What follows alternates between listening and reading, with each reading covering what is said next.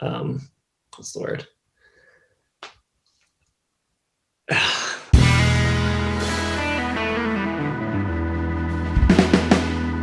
What's up, everybody? Hi, it's Kramzer, Joe and Jason here. Bit verklempt right now. My last hosting duty for Album of the Year. Guys, next Friday is the last of the Album of the Year series. Feels like it's still 1967, and we're just getting going. It's been a hell of a ride. It's not really the last. It's just the last of our weekly. It becomes a yearly program after that. That's true. Well said. When did we first start? Was it in July of 2020? I think it was earlier than that. Yeah, it was over a year ago. Wow. Well, thanks for joining us in the journey. Definitely watch the rest of this video and watch next week for the grand finale party celebration before it becomes simply an annual show. But yeah, let's talk about Albums of the Year 2018, just a few years ago. So what's going on in the music world for 18? You've got maybe the biggest piece of monumental news that the three of us don't really care about. I don't think we've ever talked about this. I never see it mentioned in the comments, but this is kind of the unofficial year that K-pop and BTS become absolutely huge in the States and worldwide. I have a niece who is like 15 or 16 years old. She hardly ever used to talk. I never had any idea what any of her interests are. And then all of a sudden it was BTS, everything. She came out to a show in Chicago for BTS and crashed at my place. And it was just like, wow, this group is really reaching everybody except the three of us. And if you're not into K-pop or BTS, 2018 also brought you Greta Van Fleet, who some people just went nuts for. A lot of boomers thought it was the reincarnation of Robert Plant and Jimmy Page. No doy. We've talked about them plenty. Don't have to get into it, but they did debut and get 4 Grammy nominations, officially debut with a first studio album. Speaking of the Grammys, Bruno Mars wins big everywhere with 24K Magic. What else? Smashing Pumpkins reunite without Darcy on bass. Weezer finds mainstream success again with Toto, their cover of Toto, which became incredibly popular. It's still, there's a bar by my place that I go to every couple of weeks, and I still hear it there every single time I'm there. They pretty much only play Fleetwood Mac and that song. So it's a decent bar. Aretha Franklin passes away. And then we get a little teaser a few months after their bassist dies from the Davies brothers that they're recording new music for the Kinks, but that was 2018 and still don't have a new Kinks album. So other than that, kind of business as usual. To me personally, I'm not crazy about this year. It is my least favorite since 1990, and maybe worse, it could be my least favorite year of all time. I have 0 5-star albums, 0 4.5-star albums, just 4s, and a lot of 3.5s. Not even that many 4s. I think I have 12 4-star albums. It's kind of a big black hole of my musical taste. But let's hear what you guys have to say. All right, 2018, a year I didn't listen to much music originally during the year. This is interesting. I'm looking at my ratings here. I have 4 previous winners, all with albums less than 3.5 stars. So bunch of stuff from artists I used to like, still chugging along. Fall Out Boy, 2.5 stars. Coheed and Cambria, 3 stars. Muse, Simulation Theory, 3 stars. Kanye West, Yays, 3 stars. Nothing even worth mentioning other than it's weird that all 4 of those guys would put out albums that I just don't care about that much. Other than that, I don't dislike it nearly as much as Kramzer, surprisingly. I think this is probably the first time since the 90s where there was a year that he liked it less than I did. Maybe 2015, 2014, but I have a 5-star and a couple 4.5s. My runners-up, well, not my runners-up, my honorable mentions. I have a couple, Arctic Monkeys, Tranquility Base, Hotel and Casinos, kind of cool. Snail Mail with Lush. BC Camplight, Deportation Blues, in a poem Unlimited by U.S. Girls, brief inquiry into online relationships, or whatever the hell it's called, by 1975, is like half brilliant and half unlistenable, which is kind of how I always feel their albums are. But I think this is probably my favorite of theirs. Negro Swan by Blood Orange is really good. Living the Dream by Slash featuring Miles Kennedy is pretty good. I always forget about the Slash and Miles Kennedy records, but they're all pretty darn good for what they are. And then my final, almost made a previous winner, Janelle Monáe with Dirty Computer, is going to be my last album out. So my top 5, well, here's a blast from the past. For the first time since 1983, Elvis Costello back on the charts with Look Now. Really like this one. Nice return, kind of to the big pop of Imperial Bedroom. Very sort of refined pop, not so much as pub rock days, but I think it's real good. Here's one that's I like it. It's nothing special. It's not like a revelatory album. Hyperion by St. Lucia. It's just good, fun, happy synth pop. Just kind of needed that in 2018, I guess. It's a lot of these albums are downers, and that was a nice, fun one. Also on my list, another completely ridiculous album from my favorite faux metal people, Ghost with Prequel. Completely ridiculous, but just so catchy for metal. I love it. Kind of reminds me of like Blue Oyster Cult, but it's a little more Satan. This one's about like the bubonic plague and whatever. It's ridiculous, but it's great. Also, my runner-up, my final runner-up before my winner, Golden Hour by Kacey Musgraves. Just a really great album from her. Not too far different than what she had already come out with, but I think this one's just a little more mature. And it just sounds great. She's a great singer, and she's outside of the mainstream country, but she'll dabble in the country, so you kind of get the best of both worlds. But my winner, and really love this one. This is a 5-star album for me. It's got to be God's Favorite Customer by Father John Misty. I love Fear Fun. Made my list back in 2012, 2013, whenever it was. I Love You, Honey Bear, just missed in 2014 or 2015, just missed. Loaded year. That could be close to 5-star too, but on this one, which follows slightly disappointing to me, just a wee bit, his 2017 release, Pure Comedy, which I like, but I don't love. I don't feel a love for it like I do this one. I think it's his most personal.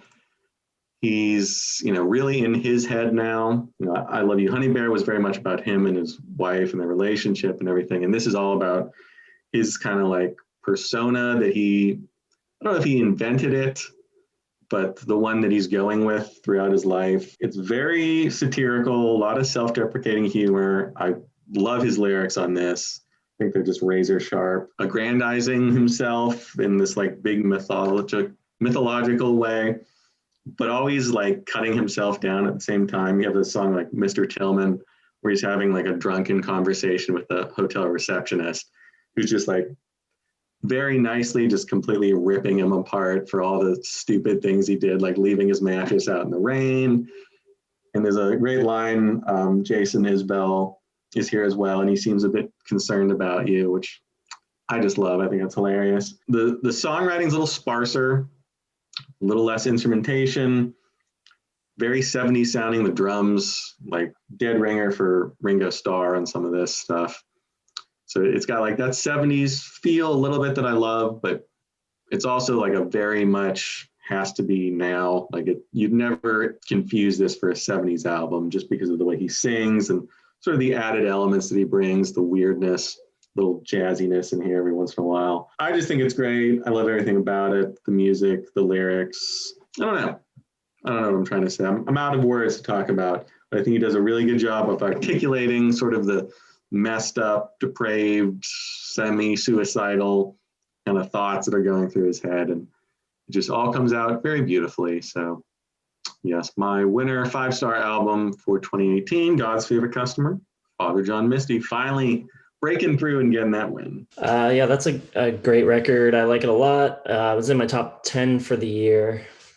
Also, give a shout to Jonathan Rado, who produced it. For me, producer of the year. Everything he touched in the decade is great. Some other records that I really like that are just missing my list are The Art of Pretending to Swim by Villagers, Michael Now and the Mighty Thread, Mr. Jukebox by Joshua Headley, great country record, The Horizon Just Laughed by Damian Jurado, Loner by Caroline Rose, and Historian by Lucy Dacus. But this is an interesting year. It's, pretty solid, lots of good records, pretty standard as far as depth. It's not really better or worse than a lot of years in the decade, but there's just not really a record in this year that wanted to reach up and grab the top spot. So it was tough. 3 of the records that were in my top 5 back in 2018 fell out of my top 5. Things shuffled around a little. It's kind of always interesting to see, even just in a short period of 3 years, which records end up staying with you. But these are the ones I got in my top 5. I've got the self-titled debut album by Fox Warren, which is an Andy Schaaf-led band. Andy Schaaf was my 2016 winner with his record The Party. His official follow-up to that is Neon Skyline, but this is like a little sidestep in between. Really cool to hear him fronting a rock band, basically. A little different and outside of his usual kind of highly orchestrated bedroom pop. It's a really cool record. I think it works really well. I've also got It's a New Day Tonight by Michael Ralt, which is a really cool kind of 70s throwback record. Great songwriting. I love the production on it. One of my favorite produced records of the year. Also, the record that was my winner back in 2018, no longer the winner. I've got Hollow Ground by Cutworms on my list. Really fantastic, though. Just really tuneful, extremely melodic. I love the vocals on it and the production. I believe Jonathan Rado did this as well. Kind of Everly Brothers-esque harmonies. It's just really, really cool. My runner-up is going to be You Forever by Sam Evian, who I really, really like. Kind of carrying the torch for power pop, kind of Big Star-esque. I love the way he sings in this high whispery falsetto. Really fragile sounding vocals. My winner, though, is going to be a record that I rated much lower back in 2018. And then this one just really climbed up my personal rankings once I saw him live in 2019. I've got Dude the Obscure by T. Hardy Morris. It's just an awesome, it's kind of a singer-songwriter record, but it's a rock record too. I think the arrangements on it are really good. All the songs build really nicely. There's great dynamics. He'll give you the heavy guitars, he'll pick and choose his spots, but it's really kind of restrained. The verses, he'll pull back. The vocals are up front. The songs are up front. But yeah, just love the arrangements and the way the songs build. They're really melodic, great tunes. Love the lyrics on it as well. I love his voice. Just a great record. It's not going to reinvent the wheel or anything. It's not groundbreaking or anything like that, but really good songs. Like I said, none of these records really feel like album of the year, but this is one I'm going with. It's great. Surprised neither of you mentioned, which I didn't listen to, but I know you guys loved the release last year. The Beths had an album out this year. I thought is it any good? I missed that one. I missed a bunch of stuff. This year is like a black hole as far as artists I discovered in 2020. I didn't go back. I haven't heard the Cutworms album, even though it made my top 10 in 2020. I kind of just forgot to go back and listen to the 2018 one. So a lot of holes in my list, but I don't think anything would displace Father John Misty anyway. So all right. So 5 singer-songwriter first name, last name albums for Jason per use. Or there was one that one. No, there's 2 that were not. That's true. All right. We're almost out of weeks here, so I gotta take jabs at you somehow. Joe was talking about how there's some of his all-time favorites here that didn't put out some of their best stuff, and I agree. I like God's Favorite Customer a lot. I give it 3.5. I don't love it. I think I like it a lot, but maybe my least favorite of his. Still think it's really good. Cat Power with Wanderer, really good, not great. Beach House with 7. Leaky Lee's album is there. Interpol's album is not very good. Yola Tango kind of put out a dud. Animal Collective's Tangerine Reef. These are all multiple nominated artists that are all like not my favorite stuff by them. So 2018, not great for some of my classics. And I kind of agree. Obviously, I picked a winner here, but I don't think it would be nominated in any other year. So I stand by very weak year for me. Most of these albums I heard in 2018 or in 2019, except for a couple that just missed. Clean, debut by Soccer Mommy, I like more than Color Theory, which I listened to last year and then recently went back to listen to that. And also Indigo by Wild Nothing, 4 stars. I think it's great. Not making the cut. Also not making it is Wax by Katie Tunstall. This is probably the only album that I kind of like at all, and I think I really like it, by Katie Tunstall. And then the one that I've got to cut is probably going to be The Future in the Past by Natalie Press. Really good too. So my official 5, starting with one that just missed for Joe, is going to be Dirty Computer by Janelle Monáe. Really good, upbeat, some of her best classic stuff. And like, you know, she kind of walks that line of really kind of like raunchy and gross sometimes in this one, which I really like. Very cool. I also have A Brief Inquiry into Online Relationships nominated by the 1975. They do kind of the thing they usually do, where it's just this big stream of consciousness all over the place, sporadic commentary on modern romance, especially in the digital age. Really good. Also, Bottle It In by Kurt Vile, which I re-listened to for this. I wasn't crazy about it in 2018. I have it at 4 stars. I actually only had it at 3, so it gained a whole star with just a little bit of saturation. And then one that I just missed, it was kind of a deadline deal until about last night. Just missing is Ruins by First Aid Kit. Really awesome, like modern alt country, beautiful harmonies and vocals on that. But my winner, and someone that's never been nominated, never even really talked about this artist, and it is a big downer of a record, but is very beautiful. It's going to be Now Only by Mount Eerie. Yeah, this one is not an upper by any means. It is an album exclusively examining death and grief and loss. Lead singer's wife passed away a couple years before this, and the entire album is exploring all of this. There are songs where he's like directly talking to her as if she's a ghost or a memory right in front of him. And he's got like just tremendous lyrics. It's sung, but it's very close to just like spoken word, plain spoken sort of behavior. Really intimate stuff where he's talking about like specific moments they had together with her, like peeling oranges and stuff. It's very thin, hollow, lo-fi acoustic sound. But compared to some of his other stuff, it has a little bit of razzle dazzle, and it's got some really longer songs on it. It's like a big 10-minute epic that goes by like that. One of the better lyrical albums of the last few years. He also does like these different points of view from song to song. Like it's not all just like this heavy, sad, like mourn fest. There's a song where he's like kind of thinking about death from like a childlike perspective, where he's like, oh, people die from cancer and they die from getting hit by ice cream trucks. It's very interesting, and it takes a long time to really like let it hit you. Like you're so much in like an analytical stage of listening to it that after it, you're like, oh man, it's like getting out of a really dense movie where you walk out of the theater and you're like, man, I got to rethink some things in my life. There's some things you really just should know about. This one is just pretty heavy. All of the music is pretty interesting, but the lyrics are the star of the show here. Really gorgeous, very peaceful sounding, but also really haunting and tough. It feels like he's going through the steps of like recovering from grief and that grieving process. Yeah, it's really good. I'm not crazy about a lot of the other Mount Eerie stuff. I don't dislike it, but this one really speaks to me because of the lyrics. I think it's a really interesting approach. It's like half really meticulously worded and half just kind of spitting out whatever he wants with his dead wife as the audience. It's very, very cool.